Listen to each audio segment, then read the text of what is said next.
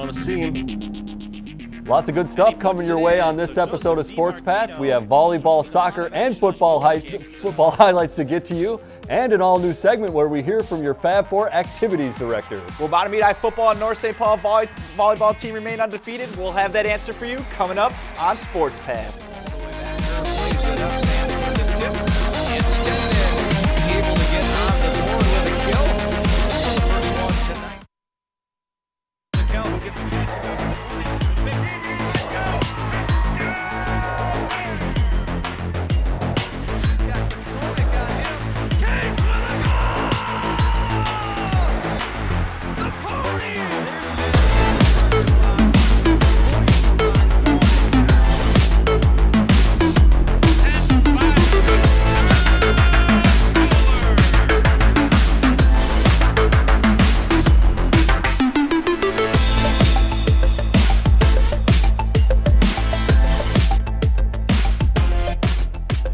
Good evening, everybody, and thanks for joining us for another live edition of Sports Path. I'm here alongside my main man and co-host, John Miller. How you doing, my dude? Oh, I'm doing very good, Sam. Ready for another night of Sports Path. I can't believe it's been 2 weeks since our last one. I mean, we got a bunch of... That time flies, I'm telling you. Oh, yeah, it does. So we got a lot here to cover tonight. You know, we got some great Fab Four teams, and the fall season is actually almost over. I can't believe it. Yeah, hard to believe. The high school football season is a little bit over halfway done, but you know what time it is, John? It's early in the program. Oh, man, it must be about, I don't have a watch on, but 30 seconds past social media montage. That is right. Let's get right into it with the newest edition of the social media montage. We got a little intro video for you as well. Yeah. I like that little intro clip. Very nice, very impressive. So we're going to start our social media montage with a tweet from Tartan basketball player Antoine Kimmins.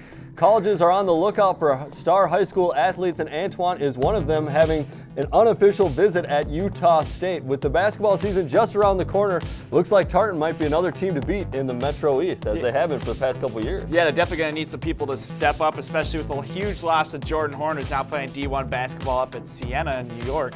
All right, so we'll stick with Tartan. Next, we have a tweet from Activities Director Brian Munter back on September 29th. Tartan and Simley go to overtime, where Tartan took a 14-7 lead. We'll show you later in the show who won that contest, but we'll leave that one on a cliffhanger. All right, now we're going to switch over to the North St. Paul students section. Fans travel up to Forest Lake wearing all hunting gear to show their school spirit. Looking good, North super fans, and talk about a good time of year to throw that hunting gear on. Oh yeah, got to keep warm. Well, finally, we got a tweet from your Bonamidi volleyball squad who went 5-0 in the St. Anthony Village volleyball tournament. They ended up with a close match against Delano to take the W, so great job, Zephyrs. We'll have more of them later in the show. Well, John, I think that is it for this edition of the social media montage. Roll that clip again. That looks great. Thanks to our producer, Anthony, for throwing that together. And I think with that, we're going to switch to football, and you got a highlight for us to start with. Oh, man, I'm feeling like we're ESPN, but we will. We'll take you to South St. Paul versus Matamidi, where the Packers take on the Zephyrs. This one's courtesy of Town Square TV, and Matamidi sets up a punt in the first quarter. It's a fake. Wide open down the field is Dean Trowbridge. He waits for the ball, but it drops a wide open pass that would have been an easy first down that brought them into the red zone. Instead, South St. Paul takes the ball. On the next drive, Chase Benson finds a gap up the middle and goes for the line. He falls just short. Cade Sexauer would keep it for himself for the touchdown, and South St. Paul is on the board with a 7-point lead after the extra point is good. First pass after the kickoff, the ball comes loose on a pitch play and is recovered by the Packers. Not good start for the undefeated Zephyrs. Now Benson will take the ball up the middle again, and he carries a few Zephyrs on his way into the end zone, just pounding it in there. And that'll set them up for an easy touchdown. Angel Rodriguez takes it this time. Extra point ends up being good. That's now a 14-0 lead. The South St. Paul Packers on top. Brandon Anderson on the kick return gets a clean catch with some nice momentum to slingshot him past the Packers. The only thing that stopped him was the kicker.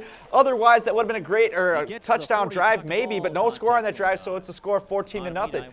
Moving to the end of the half, Matamidi gets they get hot through the air. A big catch from lacrosse star Timmy Lindquist gets them great field position. And then another deep pass, this one to Tyler Tangwell, gets them even further down near the 30-yard line. And the Zephyrs would continue their luck through the air, and this time it almost gets a touchdown. But you'll see right here that Timmy Lindquist just can't catch this one.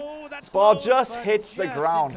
So the Zephyrs were unable to convert. Second half now. Jake Arlenson under center, now giving Brody Larson a break. He immediately connects with Adam Olson for a big play for a gain of about almost 20 yards there.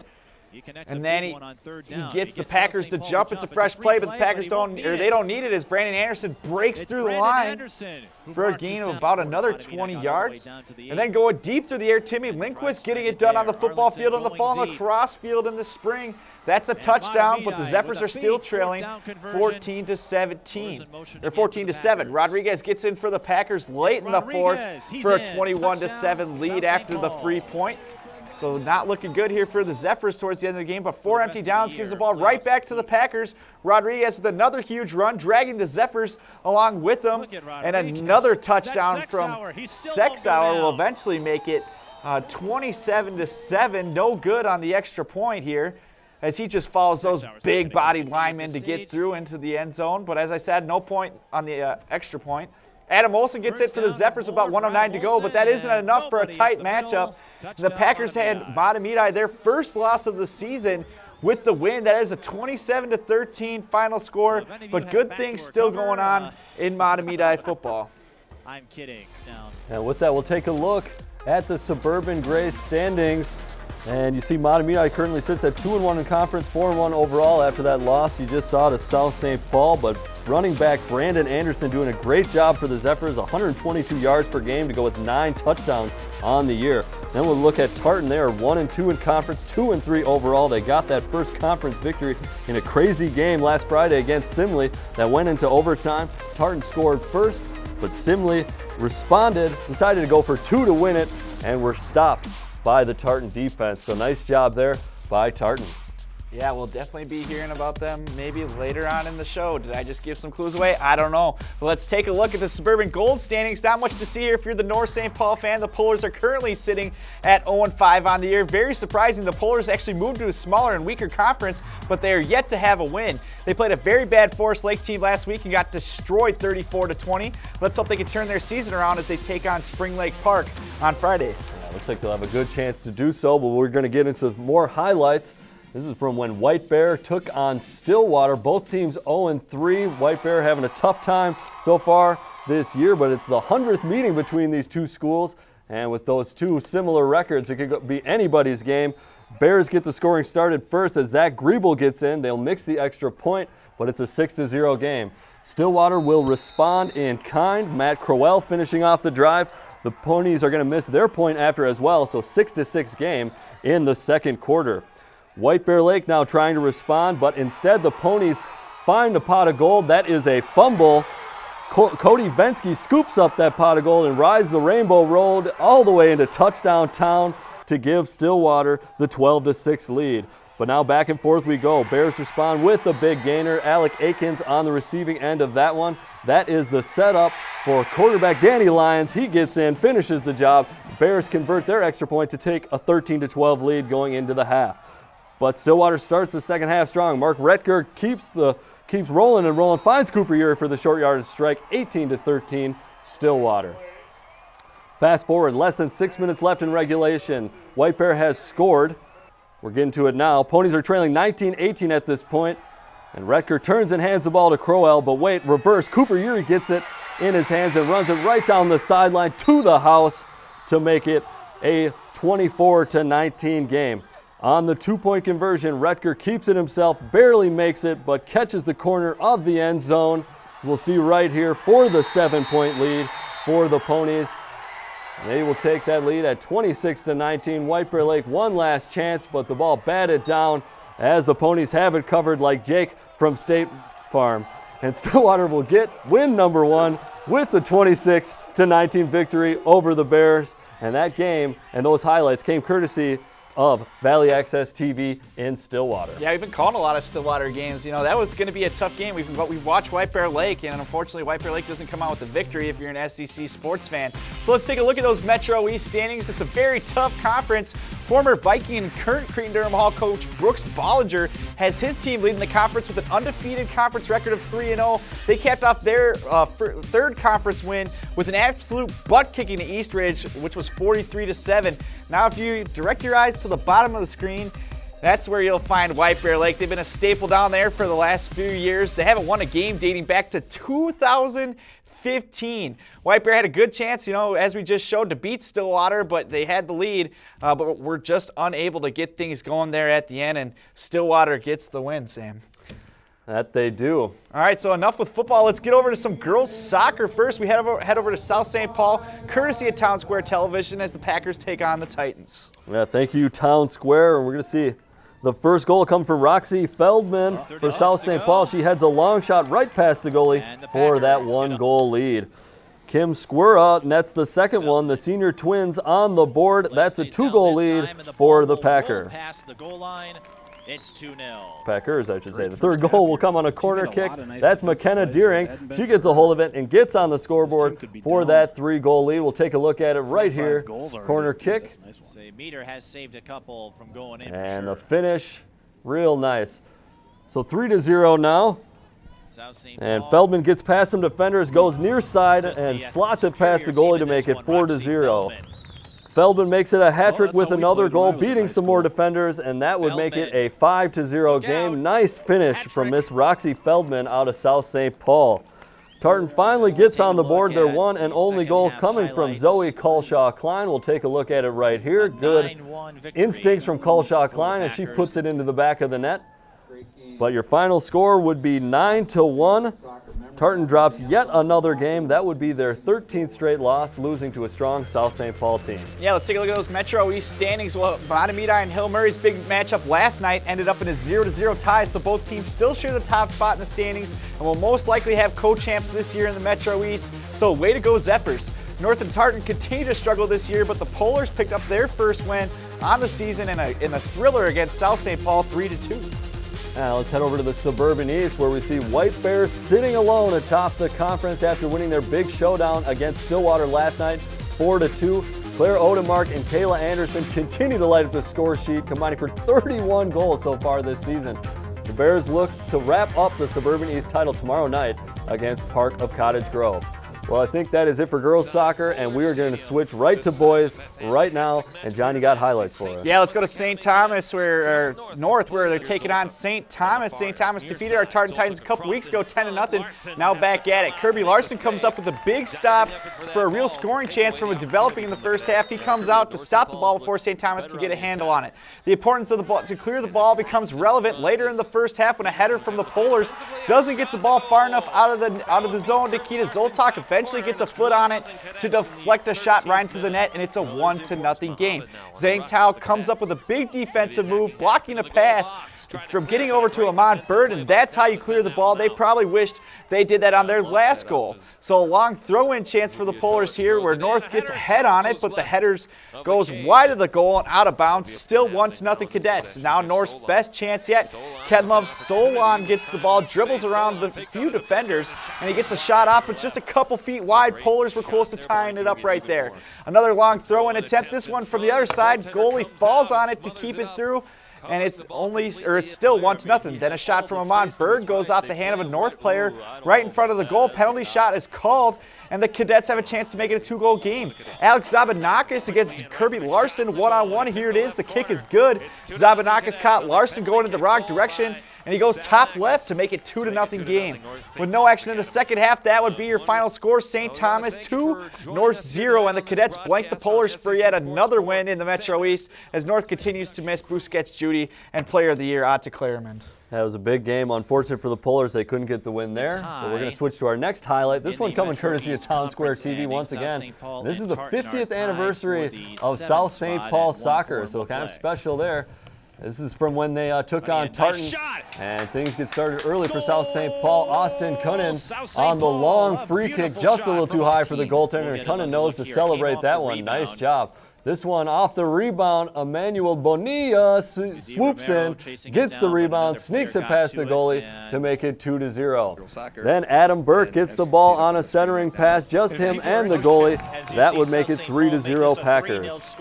That was Adam Burke. And right now we have a nicely placed shot in the right corner. We'll make it 4-0, so it looks like it's all South St. Paul as Nick Klostermeyer gives the Packers the 4-0 lead in the first half. But into the second half, the Tartan will finally get on the board as Joseph DiMartino sneaks it past the goalie, and he's pretty jacked up about that one. South St. Paul gets one more as the goaltender collides with the defender. It's on the ground. Slots it home 5-1 now. Final goal would come from Logan Jones, a junior for Tartan. Ball almost gets blocked by the goalie, but rolls in. Logan Jones gets on the score sheet, but that would be your final score, 5-2. Tartan falls to 4-9-1 overall, and South St. Paul springs forward in the Metro East with another conference win. And we'll look at those standings. Yeah, well, it looks like we'll have a new champion in the Metro East as North St. Paul blew a great opportunity last Thursday, falling to St. Thomas 2-0. This game was essentially the de facto championship given the two teams' remaining schedules. The Polars only have a couple games remaining before they head into postseason play in a very strong Section 4 2A. Matamidi put together another nice year, but that 1A school wasn't quite good enough to topple St. Thomas or North, and Helio De La Torres leads the Zephyrs in the entire Metro East with 11 goals. And in the Suburban East, White Bear Lake continues to slide during conference play. The Bears have only won once in their first 7 conference games, including a loss last night to Stillwater. White Bear looks to pick up a win in their final game of the regular season against Park of Cottage Grove tomorrow night. Hey, is that your phone ringing? That's just our new segment here. Hold the phone. We're always looking to get you in for some new, fresh content here on Sports Path. So we thought, why don't we get some athletic directors on the phone? So that's going to be our new segment. And this week we bring you Brian Peliquin, the new athletic director over at White Bear Lake.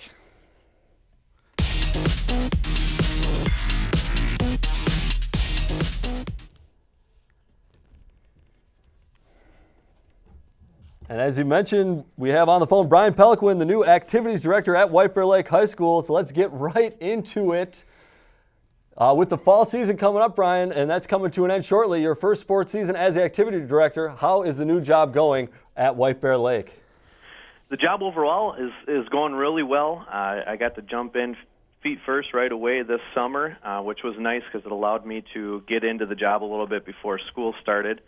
Now that the school year has started, we've got activities going on pretty much every night, and so it's just, managing the balance of officials, coaches, players, getting to games, getting to our activities, and making sure that I'm also not just an athletic director, but an activities director and helping to support our fine arts and all of our activities. It's a busy job with something new every day, but overall, I'm absolutely loving myself, and I'm having a great time doing it. So it's been a good transition for me. Oh, that's great to hear, Brian. Is there any teams that you really want to highlight that are doing well here in the fall season? I would say overall, we've had a pretty successful fall sports season. Obviously, some of our teams are up and down and been a bit of a roller coaster. We do have a few teams who are doing outstanding. Our tennis team competed in their first round of playoffs last night as the 6th seed against North St. Paul. I would say from a highlight standpoint, our boys cross-country team is currently ranked 5th in the state and just recently finished 2nd to conference rival Stillwater up at the Big Malacca Invite. And our girls soccer team is currently ranked 6th in the state and looking forward to hopefully getting a 1 seed in their section tournament and looking forward to a good push to state. Well, always great to hear that some of our Fab Four teams are doing so well. How about that girls soccer team, though? You've got to be happy there with a great team this season. Well, getting into some other events, I know homecoming is coming up at White Bear. Why don't you tell us a little bit about that? Yeah, we have kind of our homecoming is our big event coming up next week, so this is happening at a really good time. We've got lots of events happening within the school and the community revolving around homecoming. Monday night at 7 o'clock is our coronation. On Wednesday night, we have our Powder Puff football game going on at the stadium. Friday afternoon, we do our homecoming parade through downtown White Bear Lake. We do have our game against Cretin-Durham Hall Friday night. and then we have our dances Saturday night. So it's going to be a really busy week for our school and our community with homecoming coming up, and that's probably the big thing we've got going on in the next week or two. Brian, you know we can't let you go without talking about that infamous Go White Bear Lake Bears Twitter account. So I assume you're running that page now that you've assumed the athletic director position.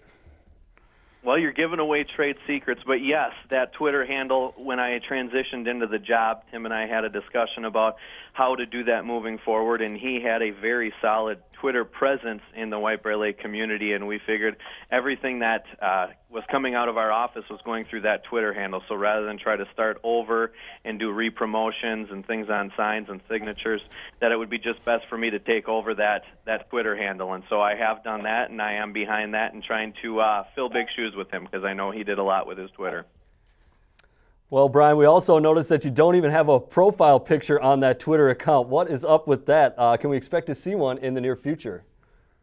Yeah, when I originally took it over and I was getting it set up, I did the background pic was just fine, and I've got that. And then when I went to my plan was to do a bear paw, and every picture I could find seems to be struggling to fit into that little circle that Twitter has that's required for us to be able to fit that picture in. And then my fall's just kind of gotten away from me. So thanks for the reminder. I'll try to take care of that as quickly as possible and get that taken care of. All right, well, Brian, we want to thank you for joining us for our first edition of Hold the Phone. I'm sure we'll be catching up with you guys in the near future, and good luck at your new position going forward. All right, sounds good, sir. Good talking with you. All right, once again, that's an all-new segment, Bye. Hold the Phone, so stay tuned for that weekly, guys.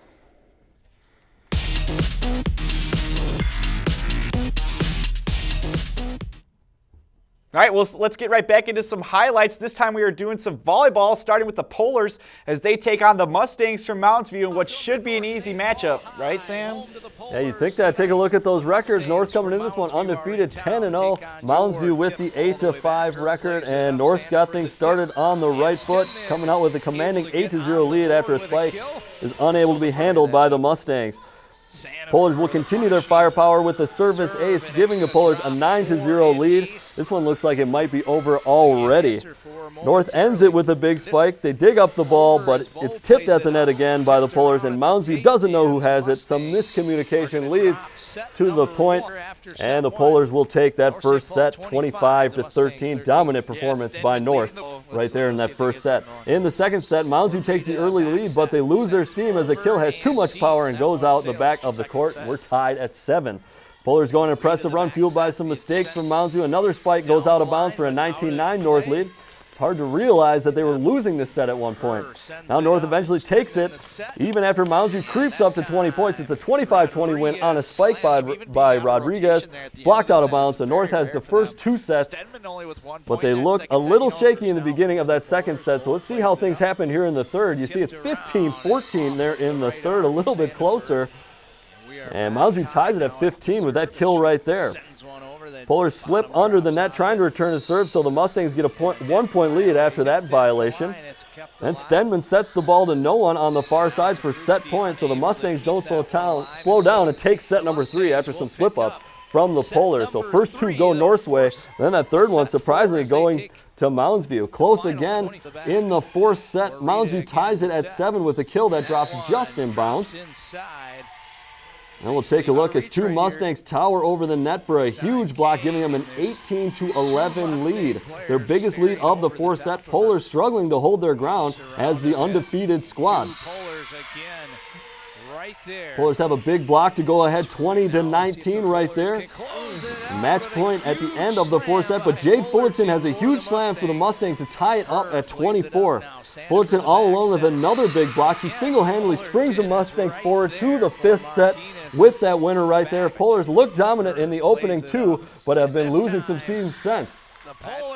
And take a look. There's the end of that fourth set. Mounds View will take it 26-24, going to that 5th and decisive set. Mustangs get hot once again and take the 6-point lead. We'll get into that 5th set.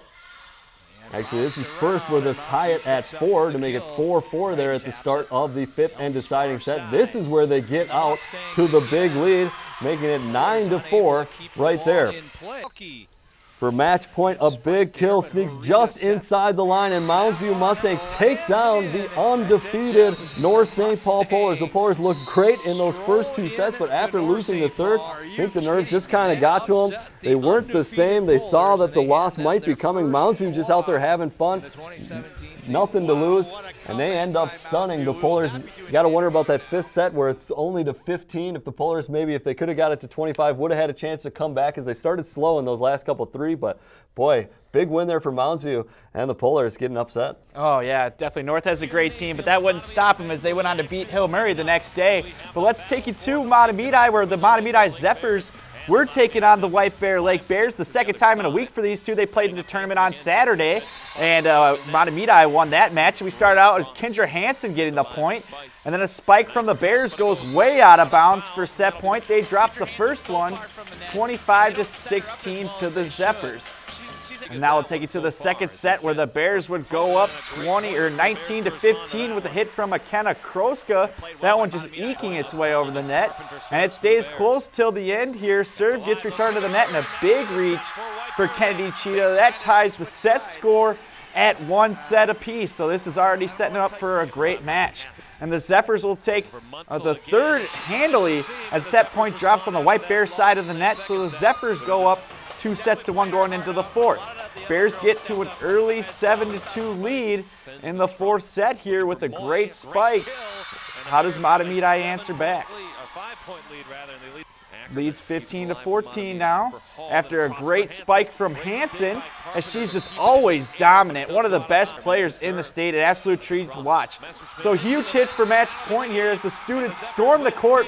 Not often seen in volleyball. That wasn't even that big of a game, but there you have it. High schoolers being high schoolers during homecoming week. Zephyrs win it 3-1, second time in a week against the White Bear Lake Bears, as we just said. So good things going for Matamidi volleyball. And I'll tell you something else you don't often see is people storming the court after a team's beating a team for the second time in a week, but having fun out there supporting the Zephyrs. Good stuff from the Matamidi fans. Well, now we'll take a look at those standings. North St. Paul looks to have wrapped up another Metro East Conference, even though they dropped that one to Mounds View, as they stayed perfect in a tough-fought match over Tartan last night. That was a conference match that Mounds View won, obviously was not. The Polars have games remaining against Matamidi and Simley, so things should go according to plan, but any slip-ups, and North might have to share that Metro East crown with a very good Hill Murray squad this year. And how about that upstart Tartan team? 3-2 in conference, 10-6 overall. We saw them a couple weeks ago take out North's arch rival Roseville, and they took the North St. Paul team to 5 sets, so way to go Titans. Great team this year. Then over on the suburban east side, Eastridge and Stillwater are both undefeated in conference and at the top, while White Bear is now 0-4 after losing to Henry Sibley last night. The Bears go for their first win against 2-2 Mounds View tomorrow night, but we just saw that Mounds View team's pretty dang good. Oh yeah, they put up a great W against that very good North team. But you know what? It's time for my favorite segment. It's time for Athletes of the Week.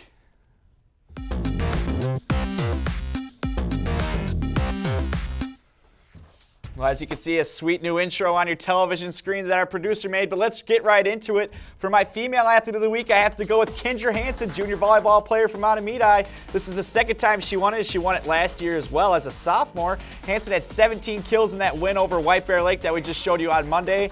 And now for my male athlete of the week, I'm going to have not one, not 2, but 11 of them. I'm going with the Tartan defense, who stopped Simley in overtime from converting a 2-point conversion with a great run stuffing play. So great job to that Tartan D. And I don't know if we'll ever have that many athletes of the week again, but that'll do it for athletes of the week. Yeah, I definitely think they deserved it.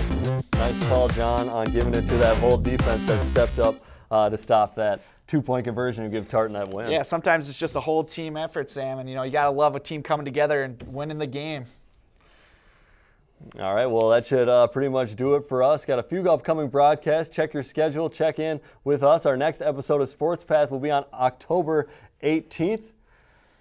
Yeah, remember to always follow us on social media. We haven't been getting too many tweets. I can't blame you guys. I'm not the handsomest looking guy, but at John SEC TV, at Sam SEC TV. We always love the social media montage. I want to thank our crew once again and everybody for watching. Great show tonight, John, and we will see you next time.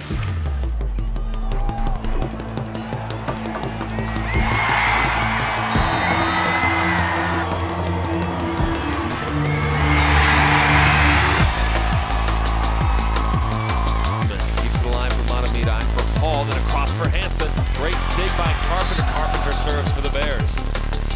At the line, they'll tip it over, and that'll be the set for White Bear Lake. But Horita sets.